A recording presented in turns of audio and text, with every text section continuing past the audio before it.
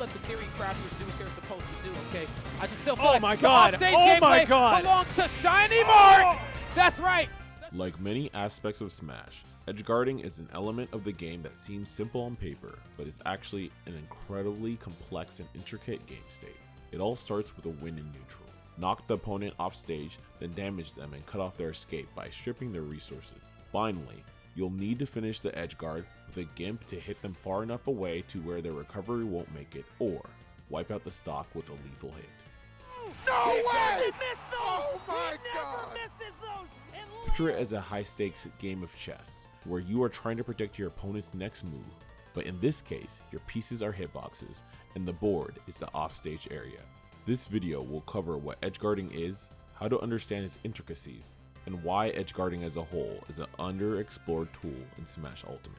To do this, we will discuss resources, positioning, and recovery paths, which are all core to learning the art of edgeguarding in Smash Ultimate. Before teaching you how to beat recoveries, we need to learn the ground rules. Of all the different advantage states in Smash, the one with the highest reward is edgeguarding. When edgeguarding, a player can take stocks at extremely low percents by stripping the opponent of their key resources. A resource is any tool the opponent can use to get back to stage. Across the cast, double jump is by far the most important resource. Once it is spent, it will not come back unless the player grabs ledge or lands onto stage. Double jump increases the vertical and horizontal distance, maximizes air drift, and gives access to fast falling, which you cannot perform during tumble. Air dodge is the second most important tool, as it allows players to boost their recovery distance, dodge offstage attacks, or reach the ledge. Unlike double jump, air dodge is refreshed if the player is hit again. Some characters have additional resources that can help them out, such as multiple jumps, or recovery boosts like ZSS flip jump, or even special air stalls to mix up their timings like Cloud's cross slash or Fox's reflector. Other resources that some characters might have are wall jumps and wall clings. These can be performed on any stage with vertical surfaces, boosting the recovery height and giving the recovery player extra mix-ups. Forcing your opponent to spend one or both of their primary resources before they make it back to stage is key, because the less resources they have, the easier it is to land the edgeguard. Using non-committal disjoints or a projectile are reliable ways to force the opponent into a difficult position. This is because these moves will either force the usage of a limited resource or beat out more aggressive options. In some instances, certain moves can even frame trap defensive options like an air dodge and guarantee that the opponent will be hit. Even if a hitbox doesn't send the offstage opponent very far, the sheer act of getting hits resets the air acceleration and makes it more difficult to recover. You can also bait resources by going for feints. A feint is tricking your opponent into thinking that you're going to attack. Positioning for a feint requires you to be in range to hit your opponent with an unreactable burst option. When a recovering player is in range of an unreactable burst option, they are forced to guess since the threat of getting hit farther off stage can cost them the stock. The most common form of this burst option is a double jump aerial. Players will constantly feint with their movement to force out their opponent's resources while obstructing their recovery path. It is essential to keep track of which resources the player offstage spends, and where those resources are spent. For example, an opponent might buffer a double jump out of hit stun far off stage in order to survive or regain specific options. In doing so, they have telegraphed their recovery since they don't have the option to double jump later. Take advantage of this situation when edgeguarding, as this is where your opponent is most vulnerable. Teching is an integral part of the offstage game for both the edgeguarding and recovering player. When a player gets hit into tumble and collides with the stage, a stage spike occurs. In order to avoid being launched off the surface of the stage, a player can choose to tech on impact. When a player techs, if they're holding up on the control stick, they will perform a tech wall jump, even if their character cannot normally perform a wall jump. If the player is not holding up, they will perform a tech in place. This can be used in favor of the player edgeguarding. For example, most players will run off the stage while going for a drop zone edgeguard, and if they get hit, they will tech and double jump back on a stage to continue their ledge trap so they don't lose their advantage state. If the knockback is too high, then the player will not be able to tech. This is referred to as an untechable. Run-off back air is the most common situation to force this. Even if you don't force your opponent into an untechable stage spike, you can still check their tech timing and get additional damage for it, or even the stock if they don't manage to tech it on time. When it comes to edgeguarding, knockback angles are impactful because they drastically affect the recovering player's starting position. Hitting the opponent in the corner will knock them farther away from the stage, and they will have to use more resources to make it back to the ledge. The higher knockback angle your opponent is sent off stage, the more recovery paths they will have access to. Because of this, you want to send your opponent as low as possible to reduce their potential recovery options. It can often be intimidating to edgeguard because there's seemingly so much space offstage for the recovering player to leverage. However, we can simplify what we're looking for by following a few paradigms. Our starting point is differentiating recoveries by when the recovering player uses their double jump. An early jump often leading to a high recovery and a late jump leading to a low recovery, with both having their own strengths and weaknesses. Knowing when your opponent double jumps is the most important information to track, as their double jump defines their path and with it, the weakness of their recovery. The most common recovery path that we're looking into is a low path that forms a U-shaped trajectory back to the stage. The U-shaped recovery path represents a player's start and end positions off stage, with the start position being the first moment they have control over the character again, and the end position being grabbing the ledge. As the recovering player is knocked outwards, they will typically dip low, either to avoid immediate aggression or to reach the optimal distance for their recovery. This dip is the bottom of the U-shape. As they begin to ascend back to the stage, usually by double jumping or using special moves, they are tracing the upwards slope of the U. This is often done by hugging the wall of the stage. Finally, they aim to grab the ledge, marking the end of the U-shape. The reason this is such a common recovery path is because it provides the most protection for the recovering player. When rising back towards the ledge, the recovering player is partially protected by the wall of the stage. This means that many methods of interception either get outright blocked by the wall, or you can wall tech their interception method. However, certain counterplay does exist to combat U-shaped recoveries. The main method is if the character is able to going low to intercept the double jump. As we mentioned before, jump usage is the most vulnerable part of any recovery. So if your character is able to intercept a low double jump, be sure to gather information and do so. This includes two framing, ledge slips, specific counters, and untechable stage spikes. For more information about the ledge and two framing, be sure to check out the Smash University Ledge Guide. Low recovery paths often range across the spectrum, and the U recovery path serves as one end of the spectrum. The other end of the spectrum is represented by the V recovery path. Much like the U path, the V path has a recovering player dip below ledge and use their double jump. But instead of riding straight up the ledge and following the wall, the V-shaped recovery will go at more of a 45-degree angle. This recovery is faster than the U-shaped path and tends to be more aggressive with hitboxes. A similar spectrum exists in high recoveries. The extreme end of the spectrum is the onstage high recovery, in which the recovering player burns as many resources as necessary in order to bypass the edgeguarding and ledge trapping phases. This will leave them on stage, but with proper positioning, this type of recovery can be intercepted with low risk.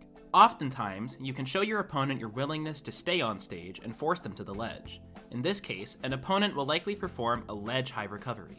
This usually involves less burnt resources, but still forces the recovering player to engage in the edgeguarding and ledge trapping processes. The most common ledge high recovery involves using directional air dodge to grab ledge. Now we'll get into top-level edgeguarding breakdowns with some special guests. What's up guys, it's VoiD here to break down this edgeguard on Spargo at Summit 6. So this edgeguard actually starts really early with the down throw back air where I see Spargo's double jump gets eaten. So knowing that, I go for a landing fair to stuff out Cloud's really slow aerials, and I try to get a rising needles to see if I could cover his, later out of disadvantage options, and Spargo goes for an air dodge. Now, I actually double jump to get these needles, so I don't have the resources to continue this edgeguard. I go for an up B, both going where his up B I think is going to land, and to make it so I can refresh my resources. Once my up B hits, I try to go for an instant backer to cover both tech in place and tech jump to make it so Spargo cannot get an easier recovery. And once it hits, I know I need one more hit in order to finish the edgeguard, and I get a soft back air and I try to recover back on stage to safety. Absolutely. I feel like given the fact that what happened yesterday with that match you let get away from with Karan, wow, with how VoiD is playing right now, yeah, with the fact he started What's up guys, it's Mars here. I'm telling you how I edgeguarded ESAM at Genesis 8 in the most raw fashion. So it starts off with me getting this footstool down air as a timing mix-up on my landing here. I know in this scenario right here that ESAM does not want to try and challenge my up air, right? And up air is the least committal thing for me to do, so it's the most likely thing I'll do. Knowing he would most likely drift right because of that fact, I go for a side B to cover as much space as possible.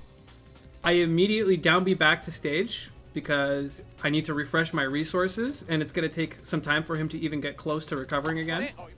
I jump off and I do the down B once more, just buy more time for me to react and to see what he does. I try to snipe him with the back air, but he just barely whiffs, and knowing that he has to up B immediately, given how far away he is from the stage, I immediately rip a down air, knowing that it's most likely going to hit, because Pikachu's up B has an extremely large hurt box while he's doing it. If ESAM wanted to avoid this, he could have charged a side B, but he wanted to beat me back to stage so that he could try to edgeguard me and get a better position. Trying to put up a shield, but ESAM ready. F-tilt. Oh my god, puts a little down air into a side B. Man, oh, he went, no, where the hell did he go? Oh my god. Oh my god. No way, bro. Are you kidding me? What's up, guys? It's Tweek. I'm going to show you an edgeguard I got at Scuff World Tour versus Lights Fox. Let's get into it.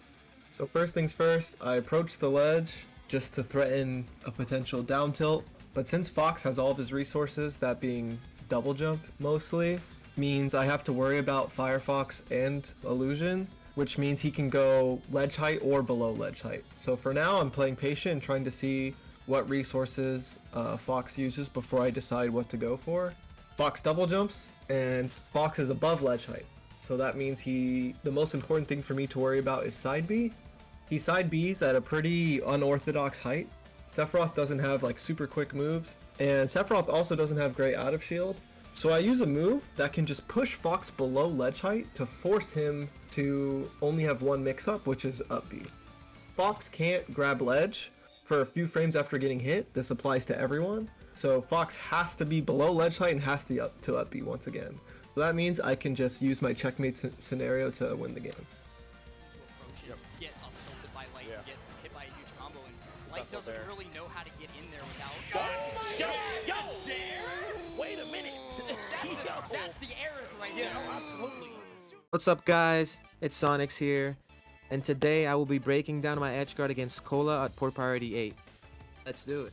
So I start off with a dash attack. I was getting a feel for Cola's tempo and how he was trying to wall me out with his down tilts, and so at this very moment I knew that dash attack would connect based on his movement prior to this interaction. And now here I react to his neutral getup with dash attack, drop a spring to cover jump. Because of the way spring hit him, it pushed him onto the stage, so he's forced to be facing away from the stage, which means he won't grab the ledge, leaving him vulnerable to a forward smash. I go for a jump homing attack just to cover his up B. Double jump back to cover an air dodge with back air in case he tried to air dodge back on stage. This is a back air that I didn't care whether it missed or not because I can still get the pressure going. Cola was still stuck in lag from the up B, which allows me to get a forward air going, just push him back off stage. Do a little feint with a short hop just to bait out an option. I noticed Cola air dodges, so I charge homing attack. And since Cola's already used the air dodge, there is no way he can escape this. And now it's just a matter of me reacting with the beat button to whatever option Cola does after the fact. And now from this position, I think he was dead, but you can never be so sure in this game with magnet hands. So just to make sure, I re-grab the ledge, let go back air, push him forward. He's forced to air dodge to try and make it back, and I just cover this with a spin dash, jump forward air. That's a lot. That is a lot of damage. Definitely this Roy is working out quite effectively. Careful here. Oh, he got caught, but he's still recovering. He is still recovering. The platform allowed him to just go with a high recovery. Oh, he's getting homing attack. High recovery. No high recovery for you, my friend. You're going to die there. Oh my god. And finally, here are some bonus examples voiced by members of Smash University. Zachary covers double jump near ledge with down gun. With no double jump and Zachary being up a stock, he utilizes Gat's low percent and the low knockback on gun. The combination of Joker gun stalling in the air and the slow start of Ness's up B means that Zachary can trade stocks for the edgeguard. He's also got good numbers though. Yeah, no, Ness had to leave school to go fight Gigas. Oh my gosh.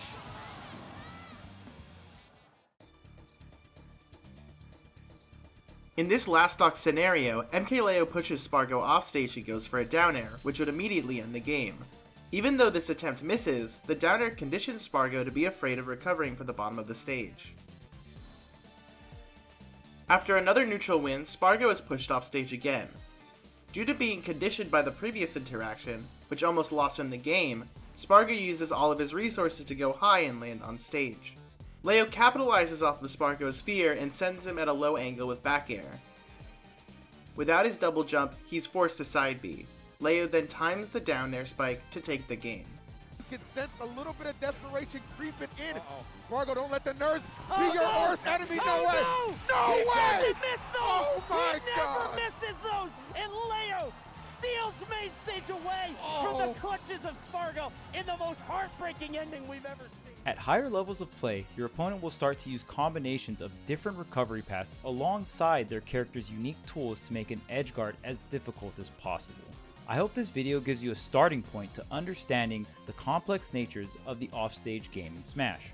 There are many other advanced edgeguarding concepts that we go over in depth in our Edgeguarding Coach's Corner episode.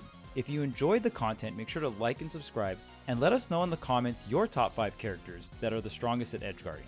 Until next time, class dismissed.